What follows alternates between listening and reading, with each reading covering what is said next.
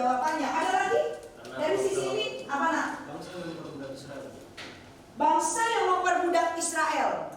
Oke, rata-rata memperbudak Israel. Oke, ada lagi yang lain?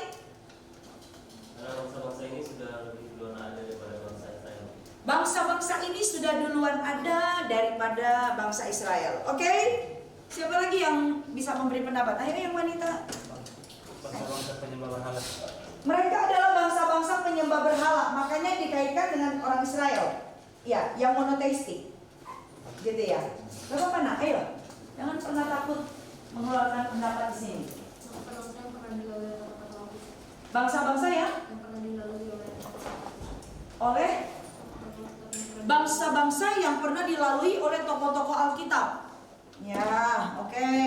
Ya, betul. Apa lagi? Ayo, yang di Zoom juga silakan. Kalau ada pendapat silakan. Kamu apa kira-kira? Kenapa? Mikir dulu. Karena melalui bangsa ini bangsa Israel ya bakal lebih dipakai lagi. Melalui bangsa ini, bangsa Israel lebih dipakai lagi. Oke? Ibu lagi cari keywordnya. Ngomong aja satu kata itu, ngeklik gitu. Ayo.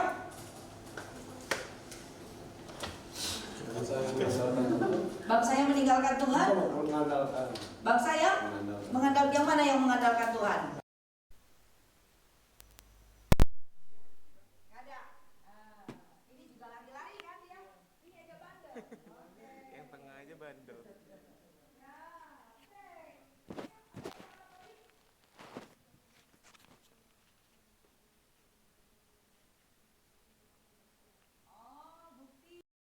Bangsa-bangsa yang banyak ini dikaitkan dengan Israel karena itu menjadi bukti bagaimana Tuhan menyerahkan bangsa.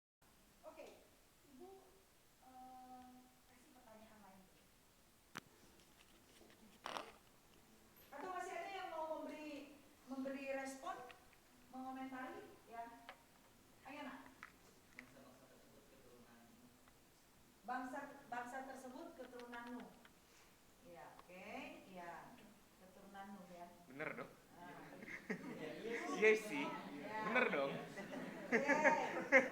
Apalagi yang lain?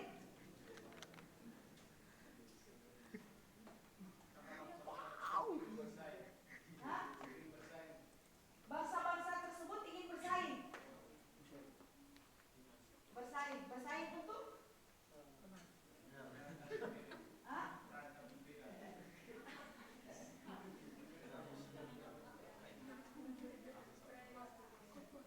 Oke, Ibu ke pertanyaan lain deh. Apakah ada bangsa lain di luar yang disebut dalam Alkitab? Ada atau tidak? Harusnya ada. Ini terjadinya di mana? Daerah timur dekat kuno, gitu kan? Ada nggak kira-kira bangsa lain pada waktu itu? Banyak. Hah? Romawi belum ada bro. Perjanjian lama nanti masuk di intertestamental ya. Walaupun sebenarnya Romawi itu sudah mulai ada giginya itu tahun 700-an sebelum Masehi. Tapi belum muncul di PL. Oke. Berarti kalian sepakat bahwa nama-nama bangsa yang disebutkan di dalam perjanjian lama itu belum keseluruhan dari bangsa-bangsa di dunia. Setujukah? Setuju. Sekarang balik lagi ke pertanyaan pertama. Lalu kenapa ini yang disebut? Karena bangsa-bangsa itu dari dan terpecahnya karena pembangunan Menara Babel. Di situ terpecah banyak bahasa-bahasa. Oke, terpecah banyak bahasa-bahasa. Ya, oke, ya. Nah, Ibu lagi melihat nih. Nih, memperlihatkan kalian apa kaitannya dengan Israel. Karena tetap mengalah. Nice banget. Hidup dari bangsa lain kenapa mereka ini? Oke, nggak apa-apa. Jadi gini, ya tadi kita sepakat, ya. Walaupun mungkin kalian juga ragu. Ada nggak bangsa-bangsa di luar perjanjian lama? Ya, ada. Ya, kenapa tidak disebut? Kenapa tidak disebut? Tidak apa? Tidak Ayo. berkaitan Tidak berkaitan dengan apa? dengan bangsa Israel. Karena nggak ada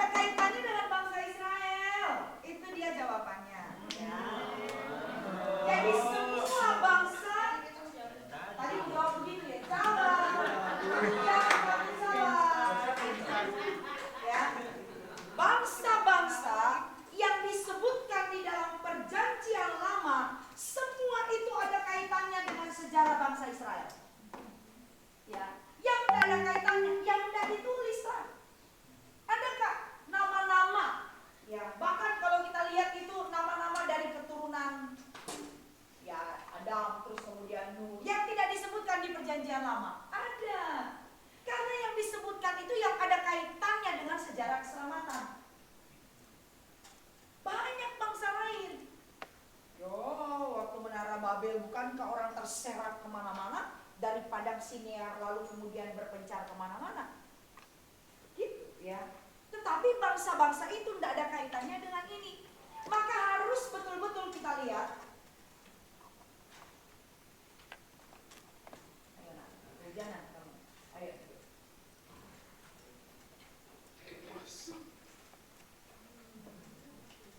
Kayaknya kalian itu mesti bawa-bawa baju ganti deh. Sampai basah-basah seharian, nah, kamu bisa sakit. Oke, lanjut ya. Jadi sampai di sini bisa nyambung kita. Jadi sekali lagi, nama bangsa-bangsa yang disebut dalam Perjanjian Lama itu ada kaitannya dengan bangsa Israel. Yang nggak ada kaitannya nggak disebut, termasuk bangsamu. Apa bangsamu? Lain waktu itu, gitu ya. Oke, jadi ini adalah sentral. Ini adalah sentral. Toma.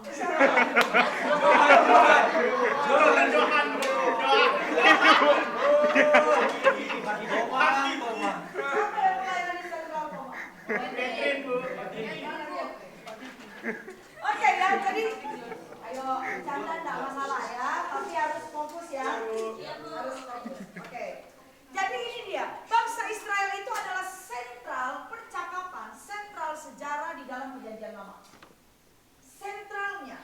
Maka segala sesuatu yang dibicarakan dalam Perjanjian Lama pasti ada kaitannya dengan bangsa Israel.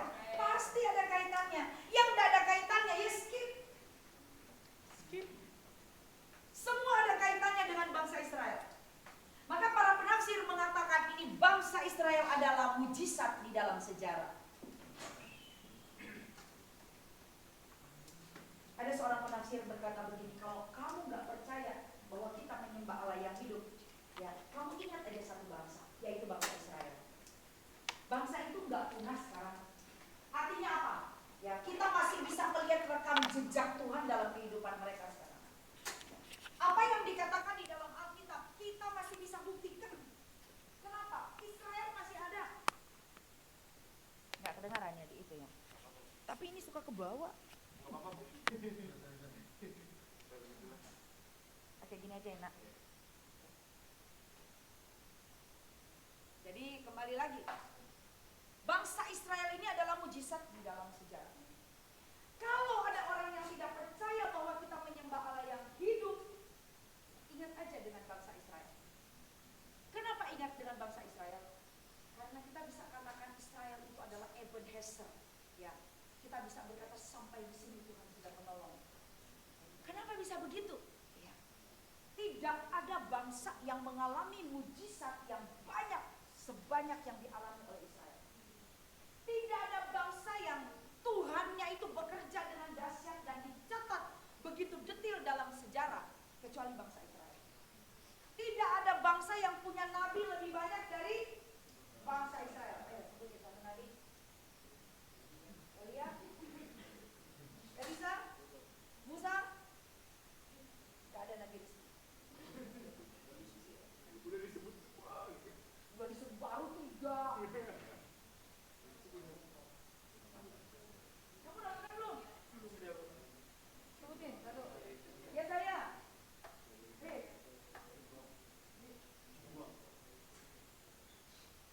Siapa?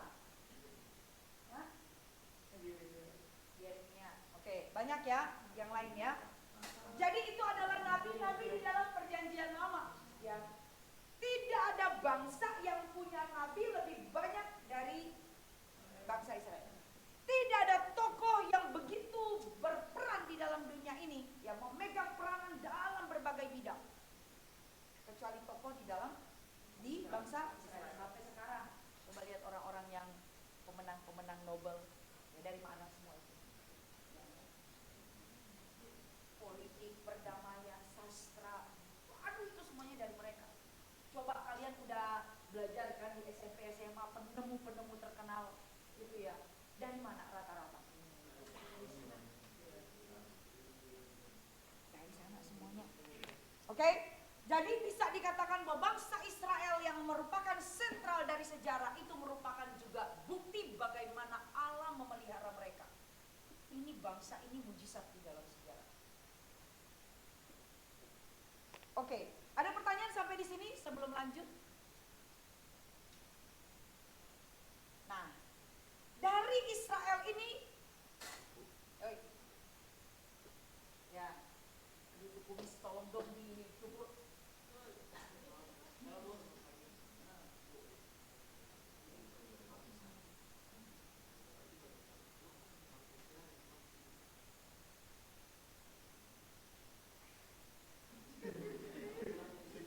Banyak bangsa, kenapa? Hanya bangsa Israel. Oke, siapa yang bisa bantu ibu jawab?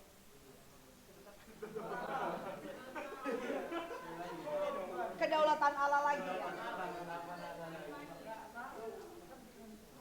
Ya oke, ya memang kita bisa kaitkan itu dengan kedaulatan Allah.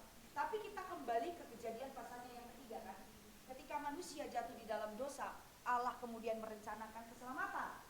Dan untuk keselamatan itu bisa terjadi di dalam dunia, pastikan itu dimulai dari bukan satu bangsa, ya. Allah harus memilih seseorang dulu, di mana rencana Allah bekerja dalam diri orang itu. Makanya kalau kita lihat perjanjian lama, kejadian, kitab kejadian. Ayo dibagi dua kan? Benar. Bagian pertama apa? Kejadian 1 sampai 11. Penciptaan. Bagian kedua.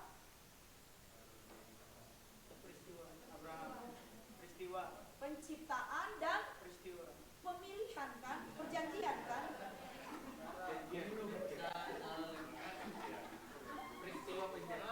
Ya. Penciptaan dan ikatan perjanjian. Kan ikatan perjanjian yang dibangun oleh Allah itu mulainya di Kejadian pasal 12 kan? Ya. Kepada Abraham itu proses rencana keselamatan itu tuh udah mulai berjalan, ya. Bahkan dari Kejadian pasal 3. Itu strateginya Allah, memilih. Ya betul, memang itu kedaulatan Allah. Tetapi bisa nggak pada waktu itu Abraham menolak? Waktu Allah menyuruh dia keluar dari antara sanak saudaranya, bisa nggak dia nolak? Orang dia nggak tahu kok siapa itu Allah. Ya. Ayo, Abraham berasal dari mana? Abraham dari mana? Ur-Kasdim. Ur-Kasdim itu di mana? Mesopotamia kan? Iya enggak?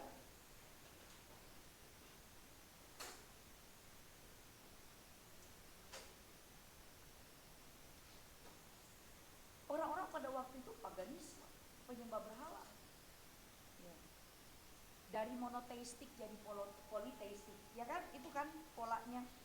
Orang yang tadinya cuma menyembah Allah yang satu pada masanya Adam dan Hawa, tapi kemudian mereka mulai mencari Allah-Allah lain, memberi nama ya sesuai dengan ya keinginan mereka.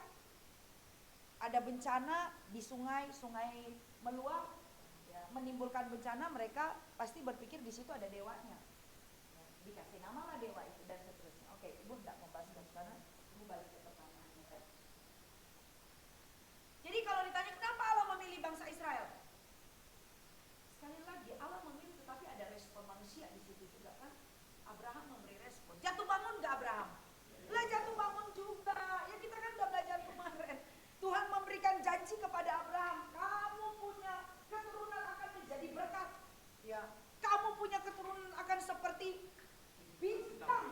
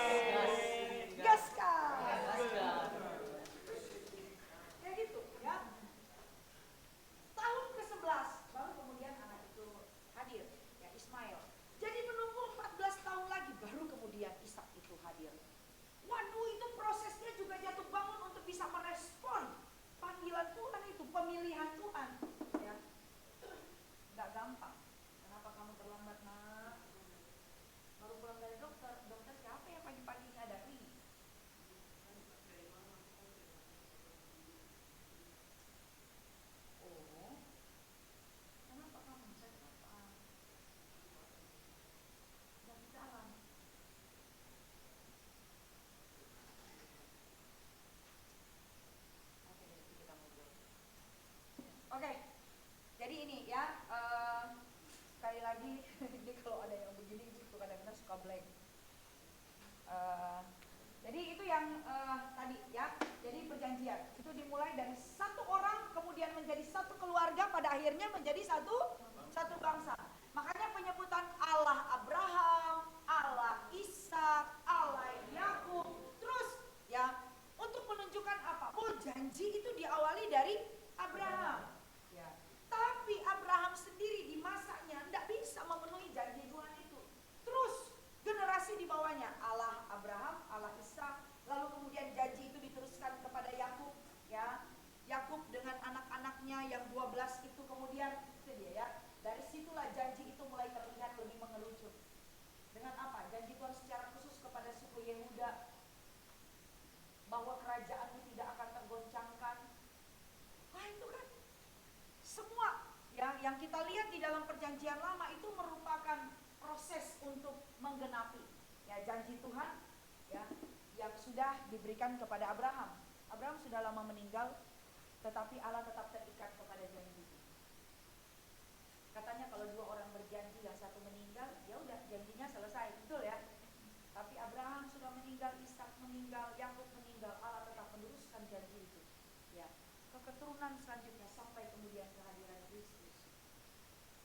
Jadi kalau ditanya kenapa bangsa Israel, betul memang itu adalah hak prerogatifnya Allah, haknya Allah, kedaulatan Allah. Tetapi di dalam pemilihan itu pun ada respon manusia. Ya, tetap itu. Abraham kan memberi respon.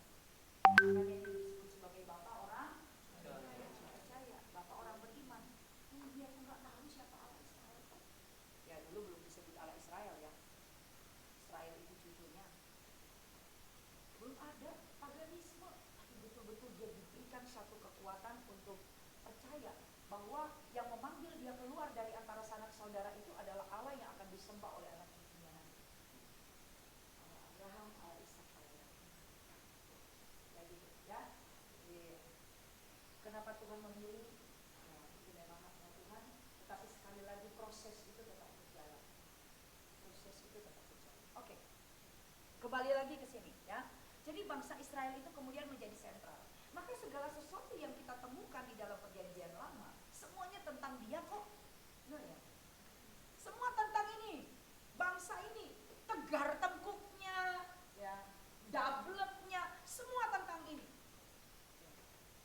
Kerajaan yang banyak sekali dibicarakan, ya kerajaan Israel. Bangsa-bangsa lain mah ini figuran semua. Ya. Bangsa-bangsa yang ada di sekitar Israel untuk memurnikan, menguji mereka. Benar ya? Mesir dipakai Tuhan supaya apa? Orang Israel betul-betul teriak lagi sama Tuhan. Bangsa Kanaan waktu mereka masuk ke tanah Kanaan, kan ibu udah pernah jelasin, mungkin juga di VL sudah dijelasin. Kan mereka tidak masuk di tanah kosong. Kalau masuk tanah kosong kan enak, lu bagiannya di sana ya. Ini ya enggak.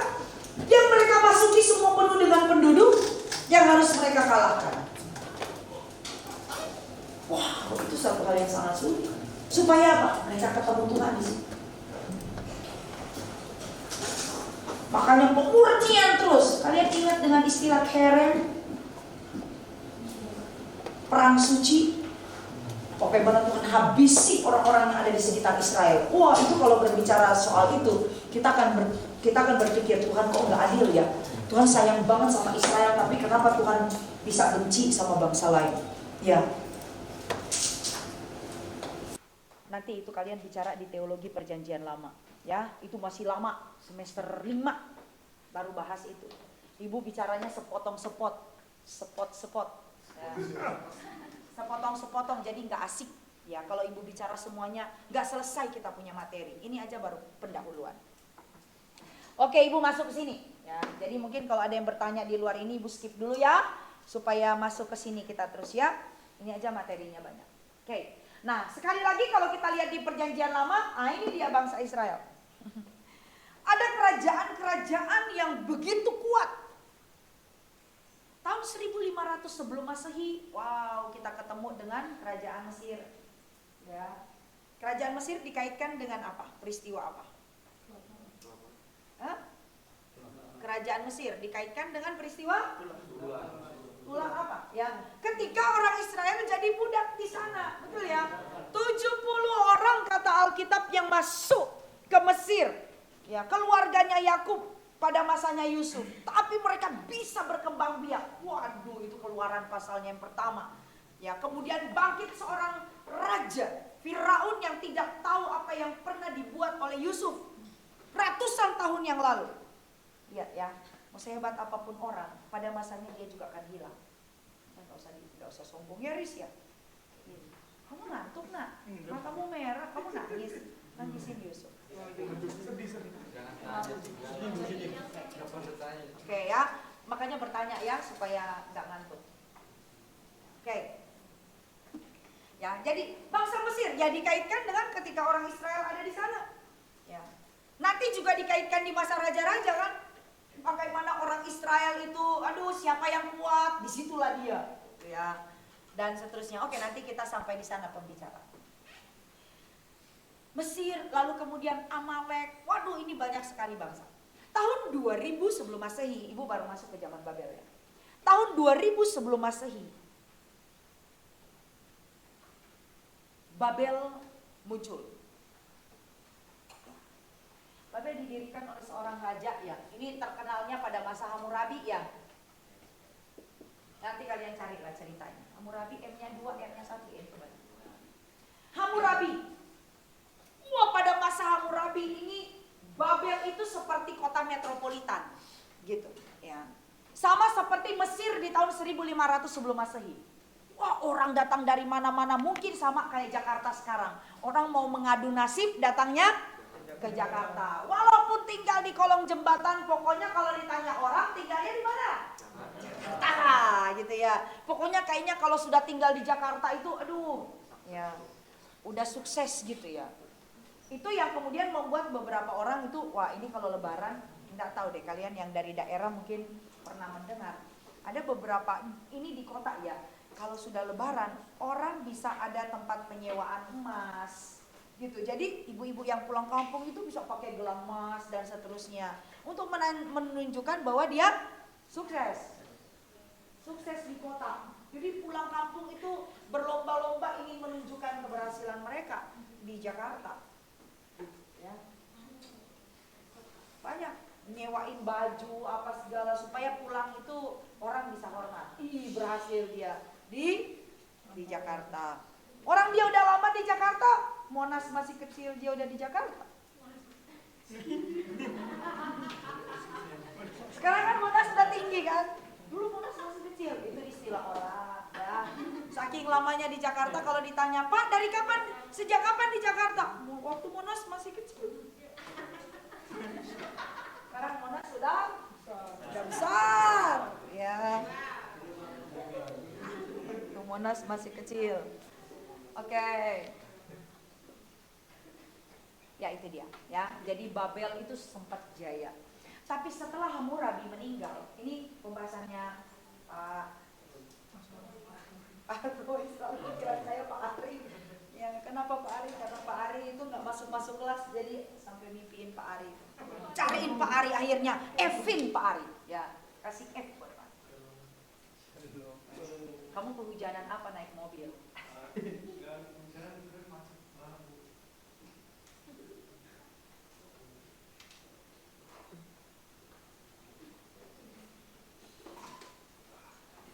Oke, ya.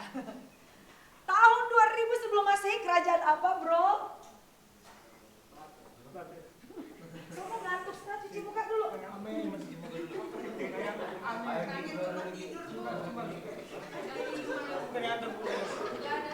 Begadang. Bikin apa? Video. Bikin video.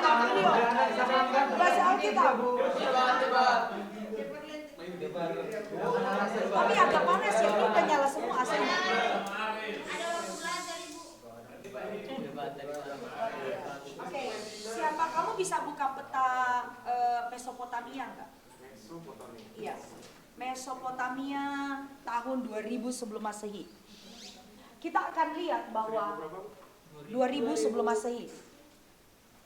Mesopotamia pada zaman kuno. Coba cari. Ya. Kita akan lihat bahwa di daerah aliran sungai Tigris dan Efrat, kalian masih ingat cerita tentang taman apa? Ya? Oke, bukan Taman Mini ya. Taman Eden. Ya. Itu ada di antara sungai apa? Kok sungai Yordan?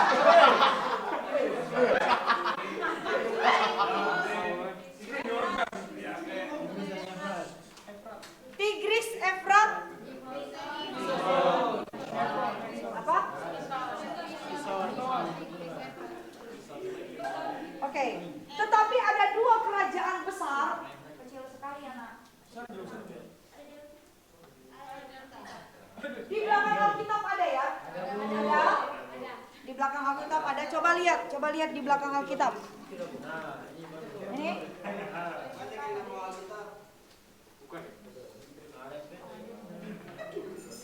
Padang gurun Syria, Haran, Nawar. Ini yang tahun berapa punya ya nak? Ini yang 2000. Ugarit, oke. Mana di sini Tigris, Efrat ya? Babel, oke. Ini Babilonia.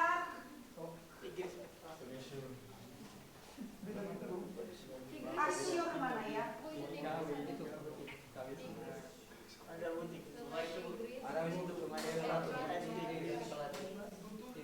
Ya?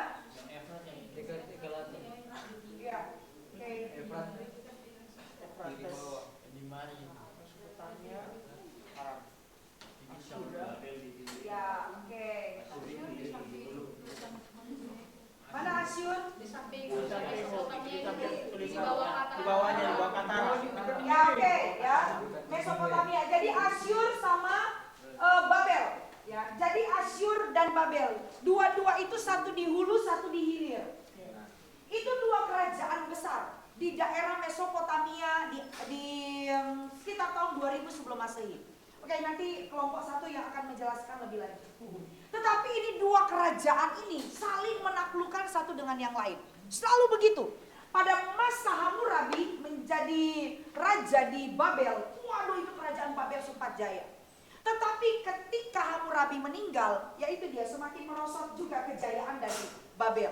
Itu kesempatan bagi Asyur untuk menyerang, gitu ya. Di bawah pemerintahan siapa? Salmaneser kalau nggak salah ya. Salmaneser berperang, mereka ambil itu Babel. Waduh itu terus saling menaklukkan satu dengan yang lain. Sampai kemudian sempat lama Asyur itu memegang peranan ya. Nanti kalian akan ketemu dengan Raja Sargon, Raja Sanherib. Ya, sampai kemudian pada waktu Raja Nebukadnezar menjadi raja di Babel, wah muncul lagi giginya. Itu kerajaan Babel. Babel bisa mengalahkan Asyur. Jadi ini dua kekuatan di daerah yang sangat subur di antara sungai Tigris dan Efrat ini. Aduh, itu saling mengalahkan satu dengan yang lain. Nah, apa kaitannya dengan bangsa Israel? Dua kerajaan itu pun pernah menaklukkan Israel. Oke, Ibu ambil garis besarnya aja. Kerajaan Utara ditaklukkan oleh siapa? Kerajaan Utara. Ayo. Asyur. Tahun 722 sebelum Masehi. Masih ingat nggak ceritanya? Berapa suku di Kerajaan Utara? 10 suku di Kerajaan Utara. Oke. Apakah semuanya itu anak-anak Yakub? Suku-suku itu masih ingat nggak? Suku apa yang tidak ada di antara suku-suku Israel itu? Suku Lewi ada, walaupun suku Lewi tidak mendapatkan tanah di Kanaan, ya. Suku Lewi tinggal bersama-sama dengan suku-suku yang lain.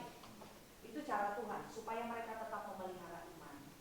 Suku apa yang tidak ada dari antara anak-anaknya Yakub? Suku apa yang tidak ada? Ada Benyamin ada. Ada Yehuda pula.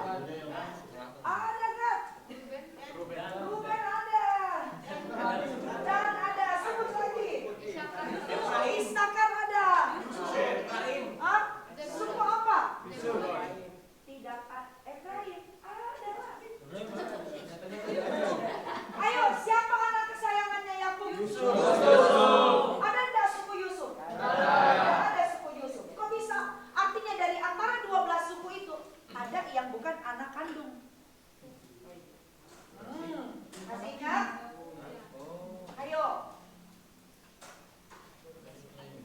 ingat? Siapa nama anak Yusuf? Efraim dan Manasye. Ya, kita kembali ke budayanya orang Israel.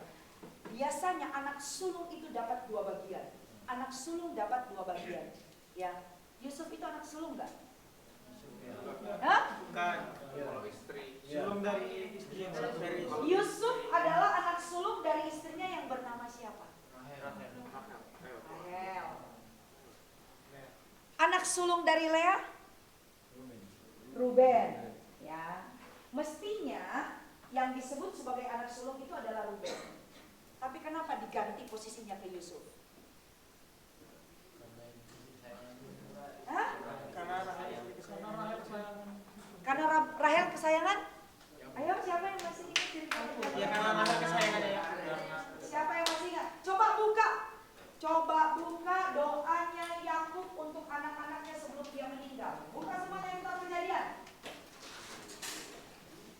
Ini udah jam 8 ya? Kalian ada kelas jam berapa lagi? Jam 2 ya? Berarti bisa 14 dikit ya? Boleh. Makan, kalau mau makan silakan. Hah?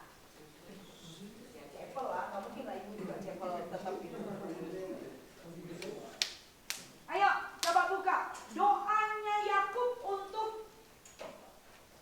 anaknya. Coba lihat Ruben. Kalau sudah dapat, baca kenceng. Yang Yusuf meninggal.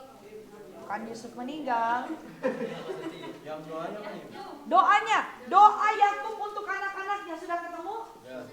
Sudah, siapa yang mau baca? Pasal berapa? Coba kasih tahu, berdiri Catherine. Pasal berapa itu? Pasal 49. Silakan. Khusus untuk Ruben. Ruben, engkaulah anak sulungku, kekuatanku dan permulaan kegagahanku. Engkau yang terutama dalam keturunan, yang terutama dalam kesanggupan. Engkau yang membual sebagai air, tidak lagi engkau yang terutama, sebab engkau telah menaiki tempat tidur ayahmu. Waktu itu engkau telah melanggar kesuciannya, dia telah menaiki petiduranku. Oke, ya lihat di sana, bapaknya sendiri yang mengambil hak sulung dari Ruben. Kenapa? Karena Ruben tidur dengan istri bapaknya. Oh, oke.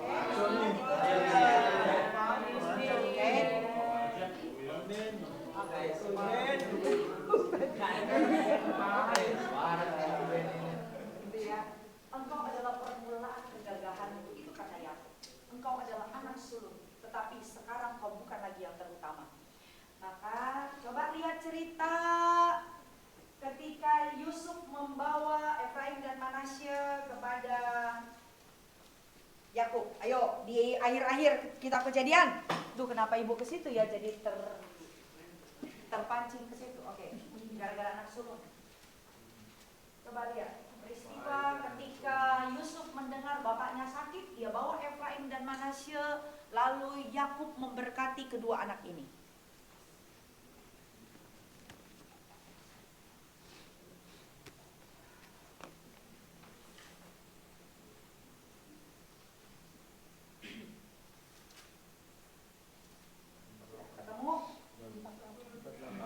Kejadian berapa?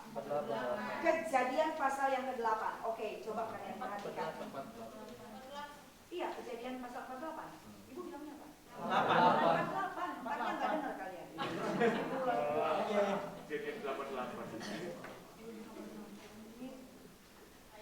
Oke, yuk kita lihat sama-sama. Ya, ayatnya yang ketiga mulai. Berkatalah Yakub kepada Yusuf, Allah yang Maha Kuasa telah menampakkan diri kepadaku di Luz di tanah Kanaan dan memberkati aku serta berfirman kepadaku, akulah yang membuat engkau beranak cucu dan aku akan membuat engkau bertambah banyak dan menjadi sekumpulan bangsa-bangsa. Aku akan memberikan negeri ini kepada keturunanmu untuk menjadi miliknya sampai selama-lamanya. Maka sekarang kedua anakmu, perhatikan, kedua anakmu yang lahir bagimu di tanah Mesir sebelum aku datang kepadamu ke Mesir, apa katanya? Akulah yang empunya mereka. Itu kata Yakub. Akulah yang empunya mereka. Akulah yang akan empunya Efraim dan dan Manasye, sama seperti Ruben dan Simeon. Dan keturunanmu yang kau peroleh sesudah mereka, apanya? Engkaulah yang empunya, engkaulah yang empunya. Tetapi dalam pembagian warisan, nama mereka akan disebutkan berdasarkan nama kedua saudaranya. Oke? Jadi cucunya Yakub dia ambil jadi anaknya. Untuk menunjukkan apa? Yusuf dapat 2 bagian. Yusuf dianggap sebagai anak sulung. Maka di antara suku Israel ada 2 nama di sana sebenarnya itu cucunya Yakub, yaitu dan Manasye. Tidak ada suku Yusuf di situ. Kenapa? Yakub yang bilang, aku yang punya mereka. Nanti kalau anak-anakmu yang setelah mereka lahir, nah itu punyamu. Tapi yang 2 ini, itu punyaku. Mereka akan disebutkan dalam pembagian warisan. Maka ketika pembagian tanah Kanaan, 2 suku ini dapat. Efraim dan Manasye. Karena dapat 2 dianggap bahwa keturunan Yusuf itu adalah anak sulung. Oke. Kenapa lari ke situ ya? Tadi ibu lagi jelasin apa ya? Dari Hammurabi ke situ. Asyur. Oke. Nah, ini gara-gara kerajaan utara. Kerajaan utara itu ada 10 suku, betul? 10 suku. Pada tahun 722 sebelum Masehi ditaklukkan oleh Asyur. Siapa yang ngantuk? Mana di sini Babel nggak ada ya? Tahun 722 Asyur mengalahkan kerajaan utara. Nah, kerajaan utara ibu kotanya apa, Nak? Paling enak tuh duduk di depan. Gitu. Tapi kamu nggak bakalan tidur kalau di depan. Ibu kota kerajaan utara. Oi. Ibu kota kerajaan utara. Hah? Apa? Ibu kota kerajaan utara. Hah? Kok Mesir sih, Nak? Hah? Kok Mesopotamia? Kerajaan utara ibu kotanya? Kerajaan selatan itu sayang. Kerajaan selatan sama dengan kerajaan Yehuda. Kerajaan utara Samaria. Ya. Ingat betul-betul kalau ibu ulang-ulang begini karena nanti di perjanjian baru ada kaitannya. Ada kaitannya, jangan pernah lupa itu. Ya. Jadi kerajaan utara itu dikalahkan oleh Asyur. 10 suku. Balik enggak mereka, Bu? Ya, enggak. Itu bedanya Asyur dengan Babel ketika melakukan invasi pada orang Israel. Kerajaan Asyur itu memperlakukan orang Israel dengan sangat buruk. Maka kalian bisa mengerti kenapa Yunus kagak mau pergi ke Niniwe. Ya. Kenapa Yunus enggak rela mereka bertobat? Kenapa? Karena Yunus sudah banyak sekali mendengar cerita tentang kejahatan bangsa ini. Ya. Mereka begitu jahatnya ketika memperlakukan tawanan. Maka waktu Tuhan suruh dia ke Niniwe, itu adalah satu-satunya nabi dalam perjanjian lama yang disuruh Tuhan bernubuat kepada bangsa itu. Bu, tapi kan di dalam Alkitab, di kitab nabi-nabi ada nubuat tentang Edom, ada nubuat tentang Filistin, ada nubuat tentang Mesir. Ya, ada kan semua? Ada, tetapi nabi-nabi itu tidak pergi ke Mesir untuk bernubuat bagi orang di sana. Nabi-nabi itu bernubuat kepada orang Israel untuk menunjukkan bahwa someday sekali waktu kamu akan lihat bangsa-bangsa yang sekarang ini berusaha menaklukkan kamu akan ditaklukkan oleh Tuhan. Tapi cuma satu-satunya, Yunus disuruh pergi ke Niniwe, itu ibu kota Asyur, supaya orang di sana bertobat. Yunus nggak rela, karena yang orang di sana jahat banget, ya, nggak rela. Sama kayak orang Kristen sekarang selalu jadi Tuhan. Kalau itu orang sampai masuk surga, Tuhan, dia udah terlalu jahat. Kalau dia masuk surga, gua nggak mau pergi ke sana. Dia jahatnya. Tuhan bilang, emang lu nggak bakalan ada di sana kalau dia di sini. Di surga nggak ada tukang benci kan? Asyur mengalahkan tahun 722 sebelum Masehi. Siapa yang mengalahkan kerajaan selatan? Babel. Betul ya? Ayo, masih ingat kan pelajaran di perjanjian lama? Ini ibu ngomong begini kalian jadi terlena untuk tidur atau Ya, ayo kita diskusi kalau mau diskusi. Oke, ingat baik-baik ya. Babel tahun 586 sebelum Masehi. Ya, oke, ini ibu tidak akan keliling semua ya. Bangsa-bangsa ini. Sekali lagi ingat, nama bangsa-bangsa yang disebutkan di dalam perjanjian lama ada kaitannya dengan bangsa Israel. Ya, jadi mereka disebut karena ada kaitannya dengan Israel. Bangsa-bangsa yang tidak ada kaitannya tidak disebut. Artinya apa? Ada bangsa lain pada waktu itu. Tapi karena tidak bersentuhan dengan bangsa Israel, yang tidak disebut. Babel tahun 586 sebelum Masehi. Itu invasi keberapa? Pak Roy masih ingat? Ketiga ya, kalau nggak salah. Gelombang ketiga. Kerajaan selatan dikalahkan oleh Nebukadnezar. Bayangkan, Asyur itu tahun 722 sebelum Masehi masih punya gigi. Dia masih berjaya. Tapi dia dikalahkan oleh Babel. Ya, pada waktu itu Babel dalam ini dia Nebukadnezar tuh. Nebukadnezar. Pada masa Nebukadnezar itu Babel jadi jaya. Dia kalahkan Asyur dan semenjak itu Asyur tidak kedengaran lagi ceritanya, tidak pernah lagi berjaya. Ya, tidak pernah lagi berjaya. Ingat ibu katakan bangsa-bangsa besar disebutkan di dalam Alkitab. Ya, Mesir ada waktu dia jaya, Babel ada waktu dia jaya, Asyur ada waktu jayanya. Semua bangsa ada waktu jaya, tapi ada waktu pudar juga, benar? Ya, cuman ada satu kerajaan yang tetap sampai selama-lamanya. Itu yang disebut sebagai kerajaan yang tidak tergoncangkan, kerajaan Mesianik. Sebenarnya semua itu menuju ke sana. Ya, maka kalian bisa melihat benang merahnya. Maka kamu harus jatuh cinta pada Alkitab. Betul, bukan tentang berapa banyak ilmu yang kita punya, tapi kamu mengerti juga. Ya, semua yang ada di balik teks itu luar biasa Tuhan. Ya, oke. Babel 586 dia habisi semuanya orang Israel. Pak Roy nanti jelasin dengan kelompok. Habis semuanya Israel, kerajaan selatan. Kerajaan selatan disebut juga kerajaan Yehuda. Ya, ibu kotanya Yerusalem. Ya. Setelah tahun 722 sebelum Masehi, Asyur mengalahkan kerajaan utara. Kerajaan utara udah nggak disebut-sebut lagi dalam Alkitab. Fokusnya adalah kerajaan selatan, kerajaan Yehuda, sampai dibuang ke Babel. Sampai dibuang ke Babel. Nah, 586 sebelum Masehi, gara-gara Raja Hizkia itu memberontak. Ya, Raja Hizkia memberontak. Maka Nebukadnezar turun dengan dia punya bala tentara. Dari Babel mereka datang ke Yerusalem. Habis semuanya. Bait suci mereka hancurkan. Ya. Apalagi yang dihancurkan? Semua. Ya, semuanya dihancurkan. Yerusalem hancur, betul-betul hancur. Tidak tersisa. Itu tahun 586 sebelum Masehi. Dan orang-orang terbaik dari Yerusalem itu dibawa pergi ke Babel. Alkitab katakan apa?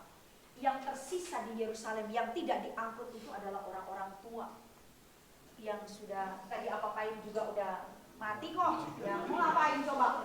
Bukan lagi jadi ancaman kan?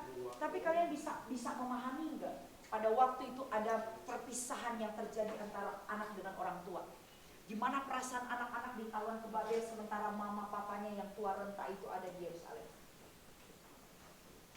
Itu kondisi yang oke, ya. Itu terjadi. Ya. Apa yang hilang dari orang Israel pada waktu itu? Yang hilang dari orang Israel ketika mereka ditawan oleh Babel adalah identitas. Identitas. Kenapa identitas hilang? Karena Yerusalem itu menandakan dua simbol. Di Yerusalem ada bait suci. Bait suci cuma adanya di Yerusalem. Orang mempersembahkan korban itu di Yerusalem. Tapi ketika bait suci itu dihancurkan oleh Nebukadnezar, maka mereka punya identitas sebagai umat pilihan Allah. Nah, itu tadi pertanyaannya. Itu seperti hilang. Mereka nggak punya lagi bait suci. Sementara bait suci itu adalah simbol kehadiran Allah. Sekarang bait sucinya sudah nggak ada. Ya, bait suci sudah nggak ada. Oke, ibu melipir dikit aja. Tapi tolong buat ibu kembali ke sini ya. Gini, Ibu ingin memberikan contoh. Orang-orang zaman dulu kalau mereka berperang, ya, kalau mereka berperang, mereka suka bawa mereka punya dewa-dewa itu masuk ke medan perang, gitu ya. Kalau orang Israel masih ingat nggak waktu melawan Filistin, bawanya apa? Ke medan perang. Tabut perjanjian, ya, di mana itu merupakan simbol kehadiran Allah. Orang Filistin waktu berperang, mereka bawa mereka punya dewa-dewaan. Jadi sebenarnya peperangan itu bukan peperangan antar tentara, tapi antar dewa. Jadi kalau kamu punya pasukan kalah, artinya kamu punya dewa, cemen. Ya. Kamu punya dewa itu mah gak ada apa-apanya. Masih ingat ketika Elia membawa nabi-nabi Baal itu pergi ke Gunung Karmel? Ya? Ya kan? Dia bawa ke Gunung Karmel. Kenapa dibawa ke Gunung Karmel? Kenapa dibawa ke Gunung Karmel? Karena Gunung Karmel dipercaya sebagai tempat bersemayamnya dewa Baal. Jadi Elia bawa mereka ke kandangnya sendiri. Makanya kan Elia bilang, udah lebih kenceng lagi teriaknya, dewamu tidur kali, gitu kan. Itu di kandangnya. Artinya kalau di kandang kan kekuatannya lebih gede di situ dong. Benar enggak? Orang segala kuasa ini di kandangnya. Waduh, hadiratnya begitu terasa gitu loh. Tapi nggak ada kuasa apa-apa. Makanya kan, waduh, mereka sampai menoreh-noreh. Oke, ya itu hal yang berbeda. Tapi gini, ketika kerajaan selatan itu runtuh, mereka tidak lagi melihat simbol kehadiran Allah di Yerusalem. Kenapa? Bait suci sudah nggak ada. Yang kedua, pada waktu Yerusalem runtuh, lulu lantak semuanya. Ya, tidak ada yang tersisa.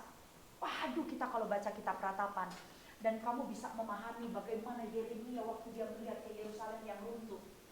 Ya, hatinya begitu pedih banget. Kenapa? Bukan karena dia melihat keruntuhan Yerusalem, tapi karena dia melihat itu akibat dari dosanya orang Israel.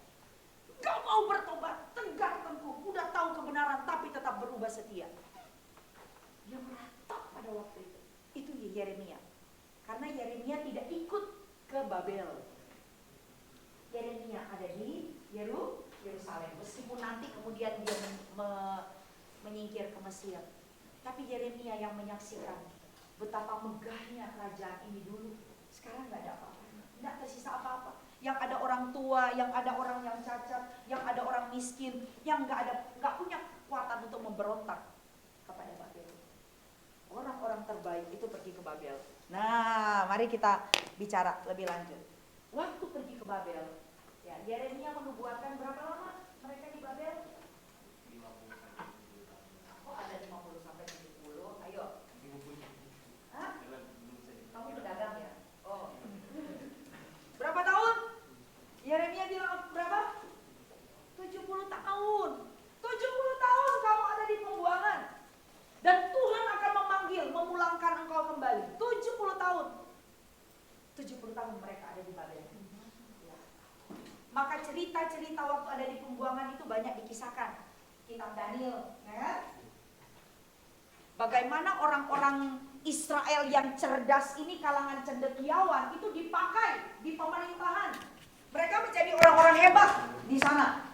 Ya, Sadra, Mesa, Abednego, ya, Daniel, itu orang-orang cerdas. Orang-orang cerdas. Ya, mereka kemudian bayangkan ya, budak loh, kok bisa sih langsung punya peran penting? Kenapa? Karena dia punya sesuatu yang ditujukan. Ya, oke. Kita harus punya sesuatu untuk kita tunjukkan. Bukan supaya orang mengakui kita, supaya kita ada kesempatan untuk bisa melayani. Maka belajar banyak-banyak, nah, belajar banyak. Supaya apa? Tuhan bisa membuka kesempatan kita bertemu dengan banyak orang. Paulus dia belajar banyak. Maka ada kesempatan bagi dia.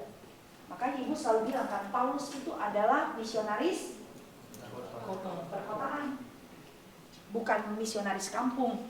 Kenapa? Panggilannya beda. Kalau dia di provinsi, ibu kota provinsi, dia bisa head to head. Di otakmu ada apa? Di otakku ada ini. Maka dia bilang Injil adalah kekuatan Allah yang menyelamatkan.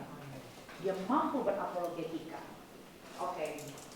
Yang itu intermezzo. Di Babel, orang-orang Israel itu berkarya luar biasa. Bahkan di Babel mereka hidup nyaman. Itu bedanya orang Babel dengan orang Asyur. Orang Asyur ya, supaya mereka punya tawanan tidak memberontak, apa yang mereka lakukan? Dianiaya. Ya, makanya Yunus tadi ibu bilang dia nggak mau pergi ke Asyur, nggak mau pergi ke Niniwe.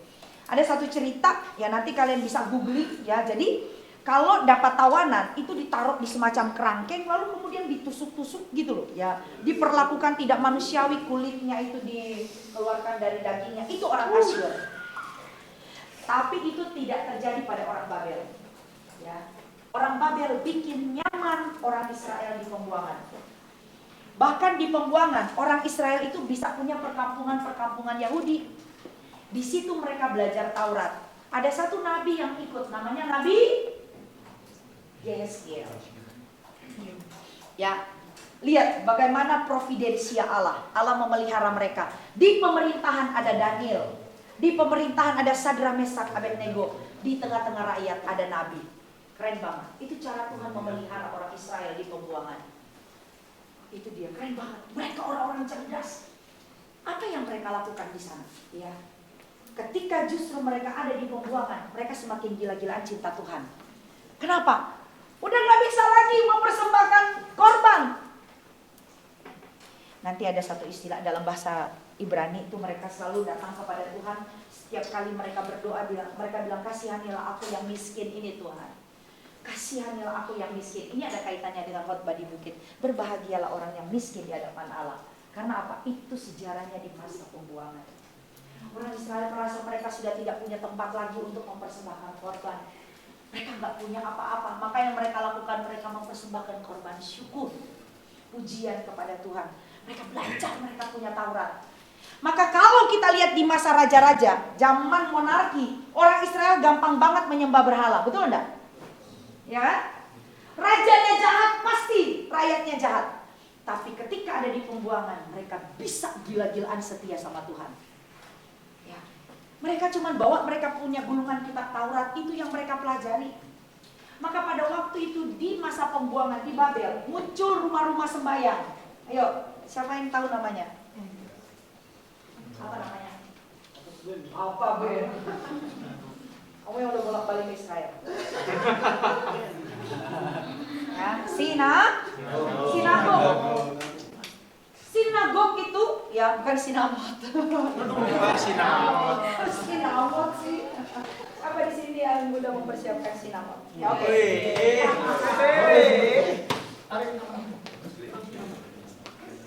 Sinamot itu mahal kan ya? Iya, Bu. Sinamot. Beda ya sinamot dengan sinagog. Ya, oke. Sinagog itu rumah sembahyang, gitu ya. Di rumah sembahyang itulah orang-orang Yahudi yang ada di pembuangan, mereka apa? Mereka berdoa, mereka pelajari Taurat. Bahkan di sinagog itu menjadi pusat pendidikan. Benar ya? Iya. Pak Roy. Jadi pusat pendidikan anak-anak Yahudi itu belajar baca tulis itu dari Taurat. Gila nggak orang Yahudi itu? Ya. Maka kalau ada orang Yahudi yang sampai percaya kepada Yesus, itu bukan tentang 5 kilogram beras. Itu bukan tentang 1 liter minyak, bukan. Tapi karena mereka mengerti betul ada keunggulan di dalam kekristenan. Nggak gampang orang Yahudi pindah agama. Percaya, nggak gampang. Ya kenapa? Dari kecil udah ditanamkan Taurat. Belajar baca tulis aja dari Taurat. Dari kecil mereka tuh sudah tertanam. Belajarnya di mana? Sinagog. Ya. Belajar Taurat dari kecil. Mau tanya ayat apa? Ya, baru usia 12 tahun jadi anak Taurat ya, bar mitzvah. Tapi mereka belajar Taurat. Ya, ibu dulu ya waktu belajar baca tulis dari keluarganya Budi. Ini ibu Budi. Ya enggak? Sampai hafal gitu, walaupun ibu nggak tahu ibu Budi itu namanya siapa, bapak Budi, tapi belajar kita baca tulis dari keluarga Budi. Ibu Budi pergi ke pasar, aktivitas keluarga Budi kita hafal. Tapi itu orang Yahudi, mereka belajar baca tulis itu dari Taurat. Dari kecil sudah terekam. Makanya ibu sekali lagi berkata, ya, kalau ada orang Yahudi yang sampai pindah jadi Kristen, ya, kenapa? Karena mereka tahu ada keunggulan di dalam kekristenan. Gak ejek-ejek orang Yahudi itu. Ya, kalau sampai Paulus pindah agama jadi Kristen.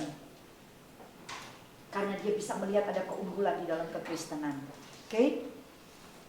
Bukan karena dia udah bosan dengan Taurat. Ya. Bisa dipahami sampai di sana? Kenapa kalian udah pijit-pijitan? Udah capek? Bawa permen atau apa? Karena Bu Ivon itu gak bakalan berhenti kalau ngomong. Ya. Sampai kalian ketiduran. Dan Ibu bangunin lagi. Oke. Atau kalian mau mengusulkan metode yang lain? Ya. Ngopi metode lain mau. Bu, jangan ngajar begini dong Bu, capek kita dengerin suara Ibu. Ya. Mana volumenya tinggi terus? Sorry ya bro, Ibu tuh orang gunung. Ya. Jadi kalau ngomong tuh mesti kencang-kencang. Ya, oke. Ada pertanyaan sampai di sini? Belum selesai kita di Babel. Nanti kalian dengar presentasi dari kelompok 1. Setelah itu kita diskusi. Biar apa? Biar kalian ngelotok dengan ini. Ya. Maka kalau bisa masuk 3 kali 1 minggu, masuk. Selama kalian gak bosan. Selama kalian gak bosan gak? Hah? Gak bosan? Kalau ntar kayak anak ibu di kelasnya, ya ada grup bersama dengan wali kelas, grup dengan Ibu Krisna. Wah, Ibu Krisna bilang, anak-anak nanti ya ada kelas tambahan. Iya Bu. Tapi mereka bikin grup baru, grup anti Kris, grup anti Krisna. Ya, disitulah gurunya dihujat-hujat. Gak ada grup baru, grup anti Ivon. Oke. Ya oke ya, jadi ketika sampai ke Babel, justru orang Israel memelihara imannya kepada Tuhan. Keren kan? Mereka pelajari, mereka punya Taurat, pelajari. Dan pada waktu itu, karena memang sudah tidak bisa ke bait suci untuk berdoa, maka ibadah-ibadah personal, ibadah-ibadah pribadi itu berkembang pesat pada waktu di pembuangan. Oke, kalian masih ingat contohnya ketika Daniel berdoa 1 hari berapa kali? 3 kali. Kamu berdoa 1 hari berapa kali? Enggak terhitung. Ya? Kamu berdoa 1 hari berapa kali? Biston, makan pagi gitu ya? Konser.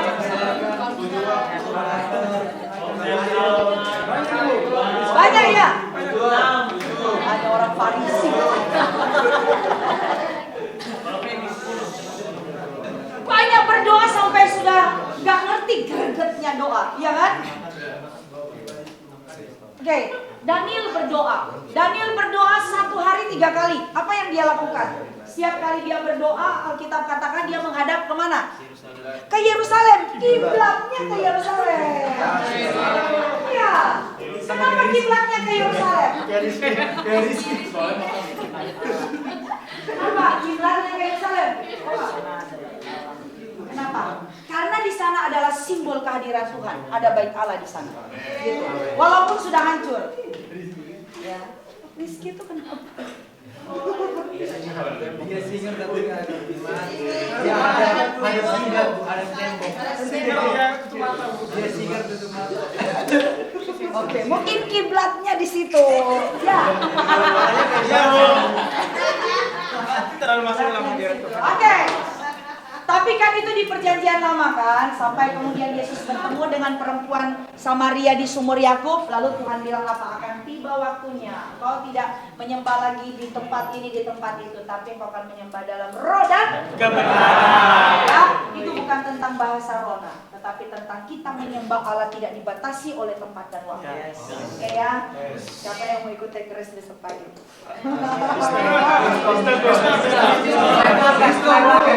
Kamu punya Kristen setengah 5, Ibu punya take rest setengah 4 kok. Jam 4 Jam 4 Hah? 4:15. HP dikumpul. Oh, aksesnya kakak-kakak kelas ya. Kamu yang ditunggu ikut bison kamu. Kamu udah keluar.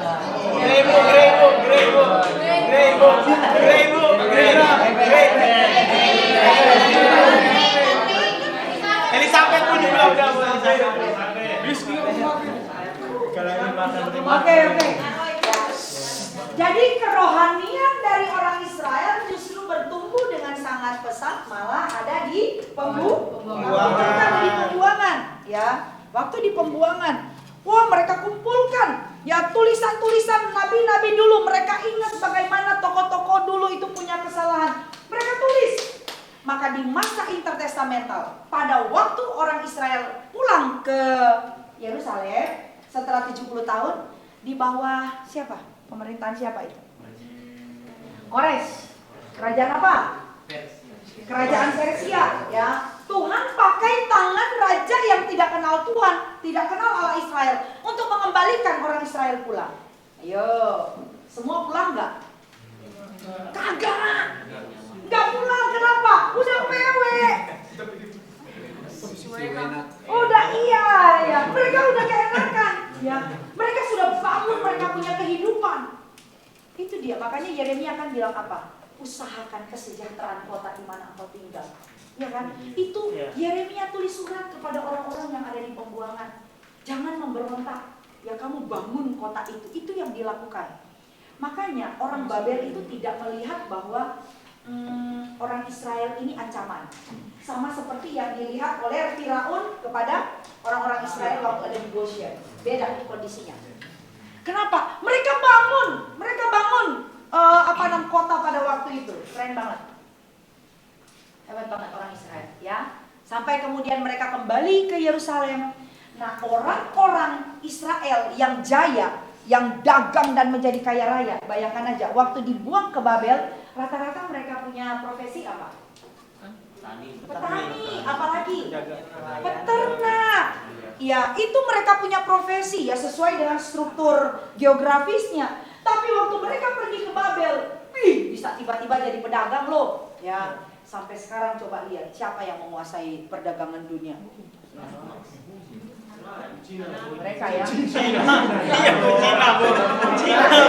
yang kelihatan ya. Yang KW-KW.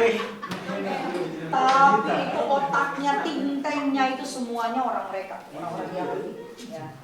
Nah itu dia. Jadi mulai dari perdagangan itu. Jadi nggak balik. Mereka kirim, mereka support justru. Ya dari pembuangan mereka support untuk membangun bait suci kembali di Yerusalem. Itu orang-orang yang ada di Babel. Mereka kemudian ya itu dia ada di sana. Dan ketika ada di Babel masih bisa bahasa Ibrani nggak? Tidak. Sudah nggak bisa pakai bahasa Ibrani. Pakainya bahasa apa? Belum. Bahasa Arab. Bahasa Arab. Ya, itu kalau udah nggak ada itunya ya. Jadi kalau dilihat di Mesopotamia, mereka itu pakai bahasa Arab, bahasa Kasdim namanya. Bahasa Kasdim.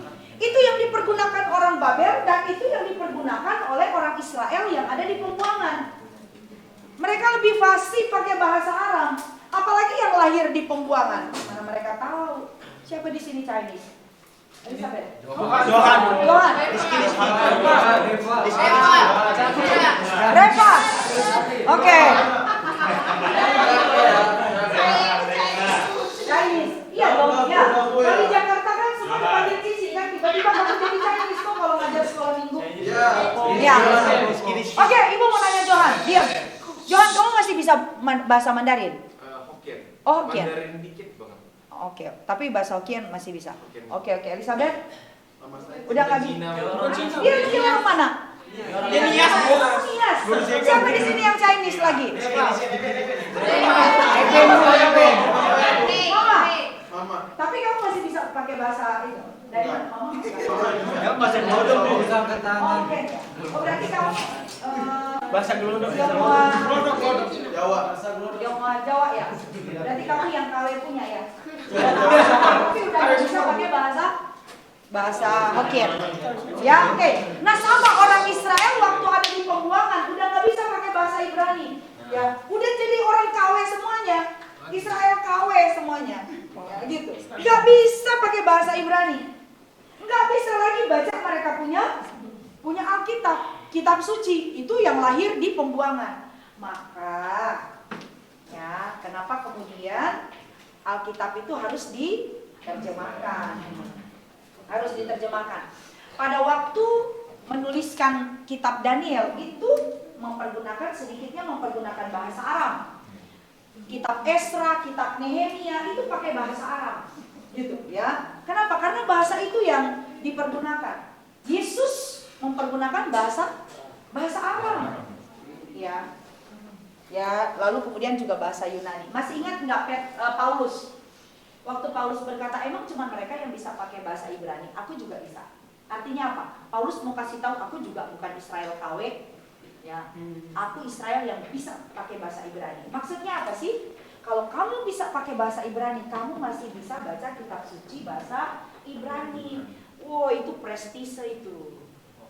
Ya, bagi orang Israel bisa baca Alkitab pakai bahasa Ibrani. Bahasa Ibrani adalah bahasa keagamaan. Bahasa Aram, bahasa pergaulan di Kasdim dan di Palestina. Tapi bahasa Yunani adalah bahasa pergaulan di Kekaisaran Roma. Bahasa Latin itu adalah bahasa di pengadilan. Nah, itu dia. Jadi sudah ada pengkotakan seperti itu. Tapi tetap dipergunakan semua bahasa. Oke? Nah, itu dia ya. Jadi itu kondisinya orang Israel ada di pembuangan. Hidupnya enak di sana, ya. Hidupnya enak di pembuangan. Ya, kenapa? Karena orang Babel itu memberikan mereka kesempatan untuk namanya suap raja. Mereka menata kehidupannya sendiri. Ada perkampungan-perkampungan Yahudi, gitu ya. Itu dia. Nah, pada waktu orang Babel, Nebukadnezar membawa tawanan ke Babel, yang tertinggal di Israel itu larinya kemana? Mana dia ini? Mesir. Iya ya, Pak Roy masih ingat ceritanya? Oke, larinya ke Mesir. Nabi siapa yang dibawa lari ke Mesir ini? Yeremia. Di Mesir mereka tinggal, mereka juga berkembang biak. Nah, beda Mesir ini kali ini dengan Mesir pada waktu zamannya Firaun. Mereka betul-betul beranak cucu, mereka membangun kehidupan di Mesir. Sampai kemudian ketika Alexander Agung, waktu dia memerintah jadi di kerajaan Yunani, ya, dia menaklukkan Mesir dan di sana ada perkampungan Yahudi. Dia namakan itu Alexandria. Gitu. Jadi Alexandria itu jadi pusat pelajaran. Wah, itu orang-orang cerdasnya Yahudi itu ada di situ. Ya, orang-orang cerdas Yahudi itu ada di sana. Oke, ada apa di sana? Oke ya, masih ingat dengan Apolos?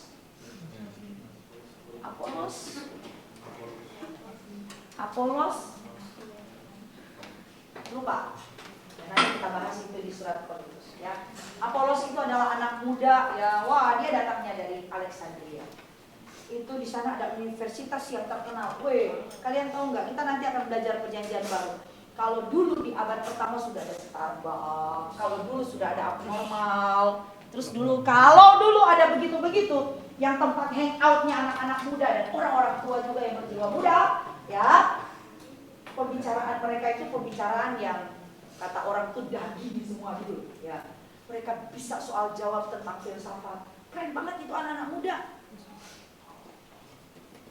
Gak ngomongin game gitu aja. Yang baru Ngomongin itu. ya, itu orang-orang cerdas semuanya, hebat kan? Oke, sampai di sini ada yang mau ngomong? Karena ibu udah ngomong dari jam berapa? Ini kalau mau muter ini masih banyak nih. Muter aja supaya lu nggak ngomong, gue yang ngomong. Efraim, mana sih? Oh, abang lu Malaysia? Oh gitu. Ada adik? Bapakmu Yusuf. Oh, bapaknya Yusuf. Nama bapakmu? Oh. Oke, gimana? Ada pertanyaan apa? Aku tertarik waktu bangsa Israel itu di kan tadi kan dikatakan bahwa mereka hidupnya enak gitu.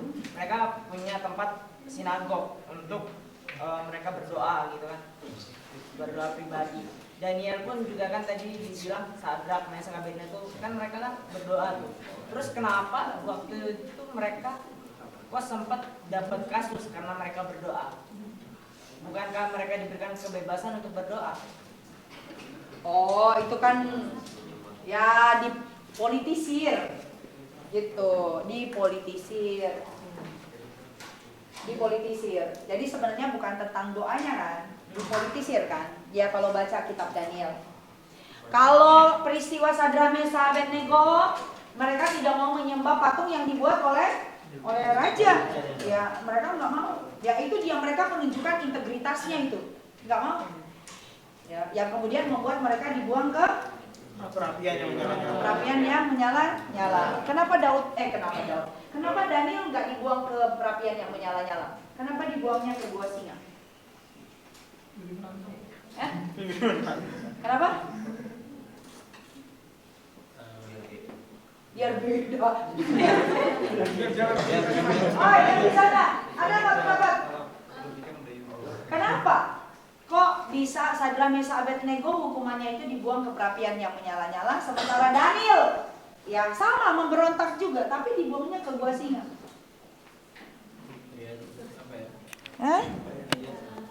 Jadi lebih santuy. Daniel lebih santuy. Pas lagi hujan mungkin di situ. Jadi apa ya? Kerajaannya beda. Ayo, Sadrak Mesah Abednego. Ya, peristiwa itu terjadi di kerajaan apa? Kerajaan Nebukadnezar, kerajaan apa? Babel. Kalau peristiwanya Daniel? Persia. Jenis hukumannya beda. Kenapa orang Persia tidak mempergunakan perapian yang menyala-nyala itu sebagai bentuk hukuman? Karena mereka menyembah dewa api. Makanya dibuangnya ke gua singa. Oke, lanjut dah. Ada yang mau bertanya? Siapa ini? Pak Roy. Ini mah Pak Roy punya presentasi. Oke. Gimana Pak? Ya Asyur itu kan jadi bangsa Israel kan tercerai timur dan selatan. Ketika dia di Asyur, akhirnya bangsa Israel hilang total kan? Iya. Hilang total. Keturunan. Iya. Hilang total itu dalam pengertian, ya kalau bicara total ternyata juga kan kita masih bisa melihat orang, oh ini dari suku Isakar, masih bisa begitu gitu ya. Tetapi kalau ke Israel sekarang, kalau ke Israel, selalu orang-orang Israel di sana kan memang sudah bercampur ya. Rata-rata kan ya memang mereka dari Yehuda, Lewi, Benyamin gitu. Itu yang kembali ke Yerusalem.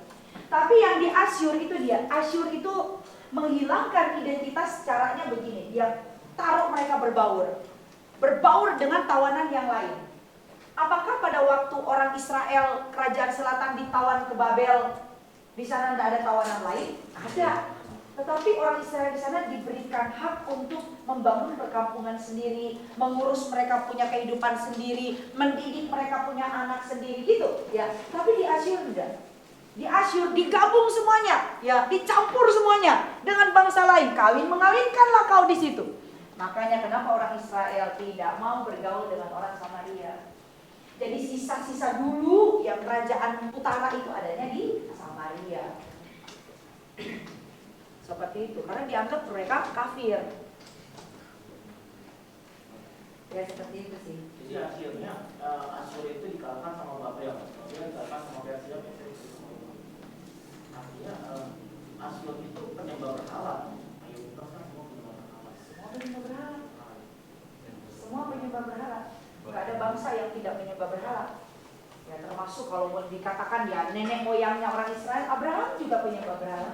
Sebelum dia ketemu dengan Allah yang memanggil dia keluar dari Ur Kasdim. Oke. Mumpung di situ tolong dong disyukur bener dah.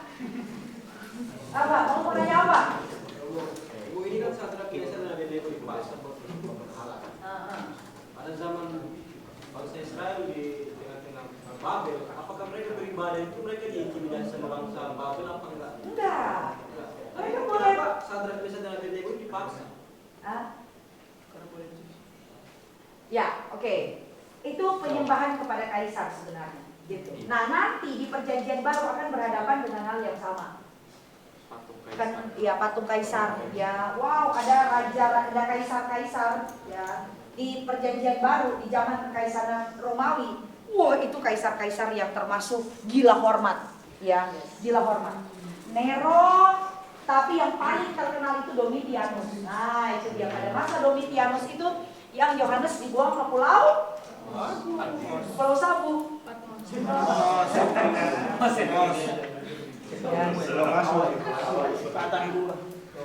Ya, oke ya. Jadi kita akan belajar sampai ya nanti kita akan belajar. Oke ya. Ya, ada lagi yang mau bertanya? Ayo. Setelah ini kalian mau istirahat? Atau sudah seminggu keluar? Ngomong tentang tabut perjanjian, saya ingin tanya, ya kan pada zaman itu tuh kalau orang-orang tuh masuk ke bait Allah, kaki mereka tuh diborgol, itu kenapa?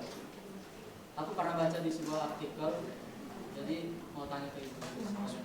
Kaki mereka itu dipakein kerincingan gitu ya. Tapi itu waktu di kemah suci. Yang bisa masuk ke itu ruang maha kudus itu imam besar. Imam besar aja. Nah, biasanya kenapa itu ada rantainya? Ya, karena tidak ada yang bisa masuk ke dalam. Kalau itu imam besar di dalam bikin kesalahan, tinggal ditarik dari luar kalau dia meninggal di dalam. Karena tidak ada yang bisa masuk. Seperti itu gitu. Ditarik. Udah lama nih nggak keluar-keluar. Masih hidup ditarik. Pasti mati. Gak ada bunyi keringannya juga mati. Itu dia. Oke ya, jadi itu sebenarnya sebagai penanda dan itu dia. Menolong orang-orang yang di luar itu untuk mengeluarkan jenazahnya. Oke, ada pertanyaan lagi? Sampai kalian dengerin Ibu. Babel, oke. Kalau begitu Ibu kasih kalian kesempatan submit, kalian punya tugas. Ayo sekarang. Sudah semuanya. Kelompok mana yang belum? Kelompok 1 belum. Kelompok 1 tolong diselesaikan. Ingat ya, Ibu tadi katakan kok, kalau kelompok 1 sudah submit, dengerin dulu. Gantian ngomongnya. Hari Jumat kita akan selesaikan Babel udah ya, Babel kalian kan tinggal baca, tinggal dengerin ya. Kasih kalian punya pertanyaan di Google Classroom. Babel, lalu kemudian setelah zaman Babel, zaman Persia, zaman Persia, zaman Yunani. Berharap sih kita selesaikan hari Jumat. Baru nanti ketemu minggu depan kita akan selesaikan Makabe dan juga ke Kekaisaran Roma. Dan minggu depan ada oleh-oleh untuk kalian, ya. Oke, oleh-olehnya bikin lagi yang sama, ya. Masuk lagi.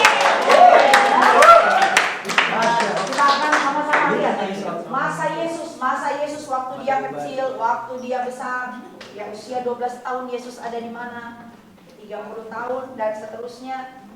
Ya, sampai dia naik ke surga itu masa Yesus. Lalu kemudian kita masuk ke Injil Matius, Markus, Lukas, Yohanes, kisah para rasul, surat-surat Paulus. Udah, pokoknya semua itu bikin lagi. Ibu berharap ya selama 1 semester ini semua materi selesai, kalian punya semua videonya. Ya, itu yang akan kalian pakai untuk PKM. Bisa dipahami? Jadi lewatin dulu satu bulan ini, Februari ini, ya. Selamat datang di bulan Februari dan baru kalian mulai turun PKM. Bisa dipahami? Jadi sudah ada bahan dong. Oke? Gak usah bikin-bikin lagi, tinggal diambil dari situ. Ada pertanyaan? Sudah cukup? Kan tadi kan sempat dibahas sedikit tentang imam itu ya, Bu ya, Sarah. Jadi untuk mengantisipasi kan mereka diberikan kerincingan terus diikat gitu. Kalau misal mereka mati kan mereka langsung ditarik gitu. Nah, aku mau coba kaitin dengan waktu di kerajaan Roma itu kan ada raja yang memimpin, dia mengganti imam besar itu sebanyak 2 kali dengan seenaknya. Nah, di zaman itu kan ada perguncingan tuh antara bangsa Yahudi karena hal tersebut. Nah, yang jadi pertanyaannya, apakah penerapan yang kayak kerincingan itu sama yang ditarik itu masih berlaku? Karena itu kan udah di zaman perjanjian baru ya, Bu ya. Karena kan itu udah zaman Yesus tuh. Baik suci ada nggak? Tabut perjanjian ada nggak? Masih ada nggak tabut perjanjian? Udah di mana tabut perjanjian itu? Hah? Menyatu dengan tanah, dalam tanah. Sudah menyatu dengan tanah. Menyatu dengan tanah. Karena sudah dibela perang. Oke, nanti kita akan belajar itu ketika kita masuk di masa iya. Bukan, waktu kita belajar tentang orang Saduki. Saduki itu adalah keturunan imam yang bertugas di Bait Allah di Yerusalem pada masa Perjanjian Baru. Gitu. Nanti kita akan belajar. Apakah masih begitu? Ya, karena imam-imam masih ada kan, mempersembahkan korban. Salah satunya siapa? Bapaknya siapa? Bapaknya Yohanes kan? Yohanes Pembaptis. Ya, itu imam. Nanti kita coba lihat di sana. Apakah masih ada pola seperti itu? Tapi kita akan lihat bahwa ternyata masa Perjanjian Baru imam itu sudah dipolitisir. Ya, oke. Orang Roma bisa mengganti imam seenaknya. Makanya orang pada waktu itu pengen banget jadi imam besar. Bisa dibeli.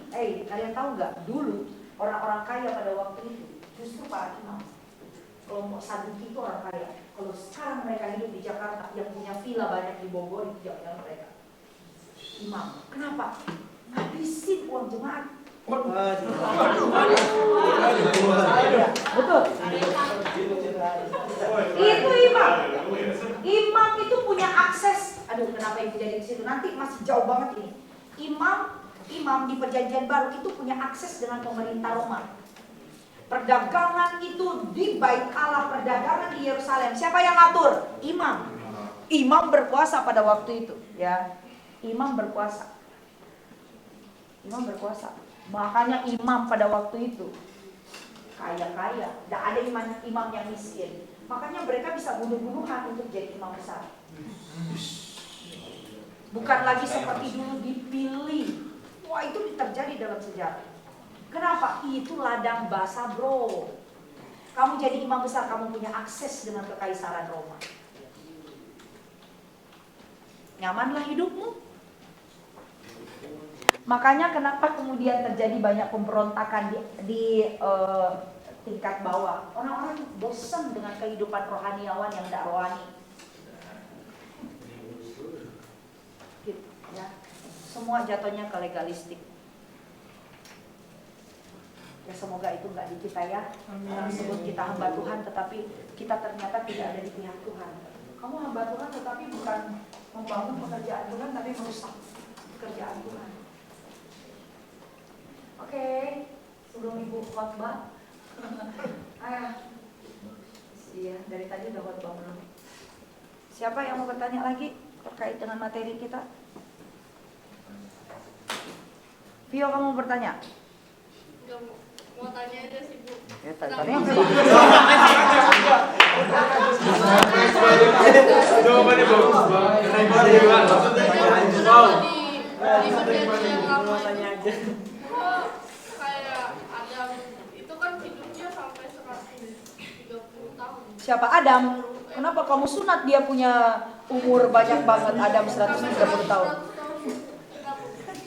Adam, kenapa kamu sunat sampai 130 tahun? Harusnya berapa umurnya? 130. Apaan sih?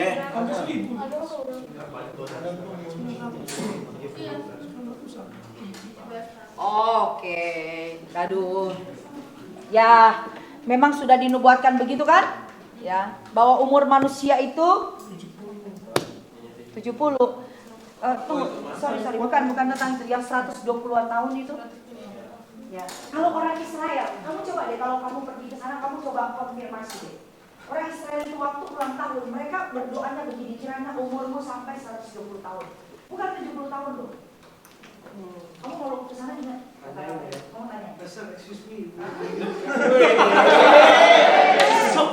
Mereka nyanyinya begitu. Mereka tuh nyanyinya waktu ulang tahun. Semoga umurmu sampai 120 tahun. Karena memang Alkitab mengatakan begitu. Umur manusia 120 tahun. Bukan 70 tahun. Ya, kamu nanti siapa yang di sini mau mencoba membedah Mazmur pasal 90? 90 atau 91 ya? 91. Mazmur 90 kan ya? 91 sering dibacain Pak Niko. Ya, itu kan yang Iya. ya, Mazmur 90. Itu doa Musa, benar kan? Dan itu jadi doa kita ya, karena di situ dikatakan ya umur kita 70 tahun ya, terus paling banter itu ya 80 tahun. Itu pun yang tersisa penderitaan dan kesengsaraan. Oke, itu doa Musa. Musa umurnya berapa? 100 berapa Musa? 100 berapa? Umur Musa 100 berapa? Ayo, berapa? 120 tahun. Ya, kamu lihat di mana, Nak? Aduh. Pakai chip kau. 120 tahun. Kenapa di situ bilang 70 tahun? Ya. Makanya coba bedah itu. Orang Yahudi punya pemikiran umur kita bukan 70 tahun, 120 tahun. Mereka kalau nyanyiin orang ulang tahun, semoga umurmu sampai 120 tahun. Karena mereka berpatokan pada umurnya Musa. Mereka berpatokan pada kitab sucinya. Ayo, siapa yang mau bedah itu? Makanya ada yang mengatakan begini, kenapa dikatakan 70 tahun? Karena waktu itu Musa masih tinggal di rumah mertua indah. Dia masih di Midian kan waktu itu, ya Kak? Waktu 70 tahun Musa masih di Midian kan? 80 tahun waktu baru dia kembali ke Mesir toh? Oke, ini jangan dimasukin ke kepala ya, nanti kalian mau ngombain itu lagi. Teliti dulu lah. Oke, sudah? Kamu suruh ibu ngomong, ibu akan ngomong terus. Hah? Ada yang mau bertanya? Babel selesai? Oke, setelah Babel nanti kita masuk ke Persia. Tapi, nah ibu sudah kasih pendahuluan kan? Ibu berharap kalian ketika membaca atau menonton video mereka, kalian sudah punya gambaran. Ya. Kalau belum dapat gambaran lagi, kalian baca bukunya Lukas Chandra. Ya. Jilid yang pertama. Oke? Yang terakhir, kenapa kita mulai dari Babel?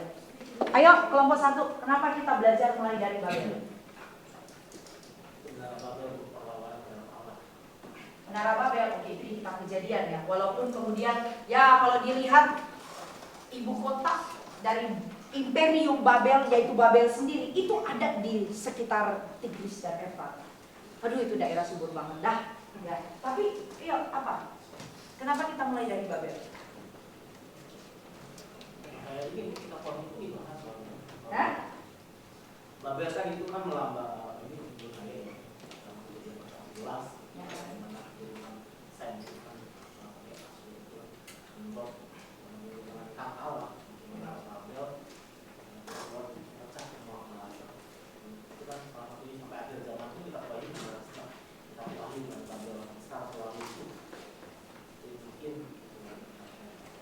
Babel. Oke, kita belum sampai di Babel runtuh ya. Ibu belum jelaskan. Nanti Pak Roy jelaskan betapa Babel itu menjadi sunyi. Sampai ada satu istilah dalam bahasa Inggris, seorang Arab sekalipun tidak akan pernah berani untuk melihat matahari terbening. Matahari terbenam di kota Babel. Ya. Kenapa? Saking mengerikannya tempat itu. Dulu begitu jayanya, tapi Alkitab menubuatkan dan itu terjadi. Maka jangan main-main sama ini. Oke, gitu ya. Babel. Kenapa mulai dari Babel? Ayo buka semuanya Injil Matius pasal yang pertama dan kita tutup sampai di sini. Silsilah Yesus Kristus. Oke, apa yang kalian temukan di situ? Coba baca dulu silsilahnya, Nak.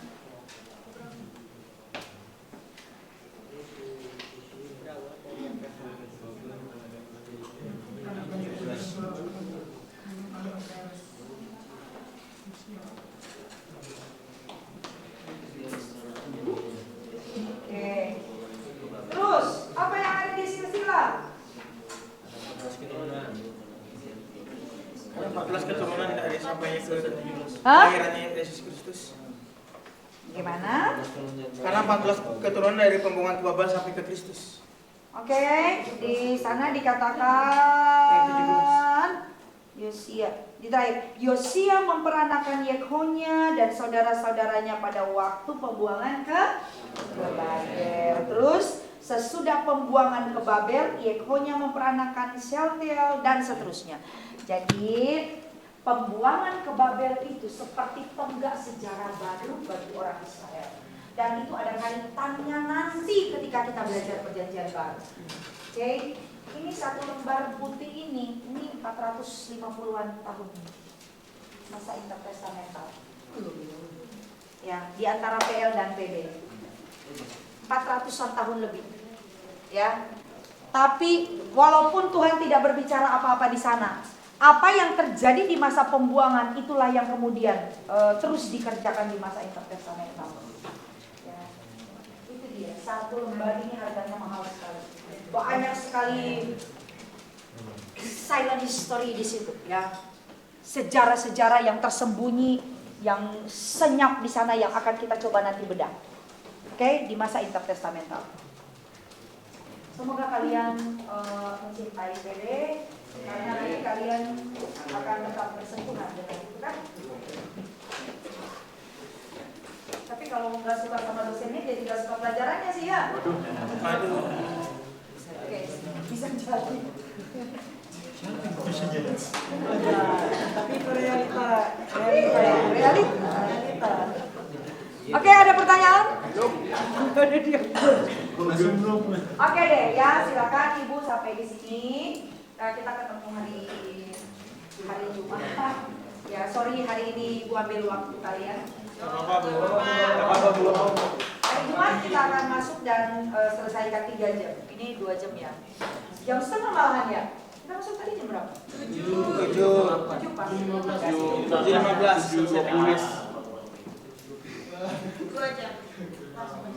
jam. Ya, oke, silakan selesaikan materi-materi hari ini dan pelajari. Kalau misalnya belum sempat menonton yang kelompok 1 punya, ya silakan didiskusikan dalam kelompok ya. Oke, ayo kita tutup dalam doa PIC. Maker, ayo nak, siapa yang berdoa?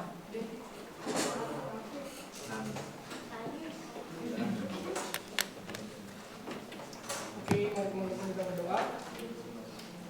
Terima kasih Bapak yang baik pada pagi hari ini.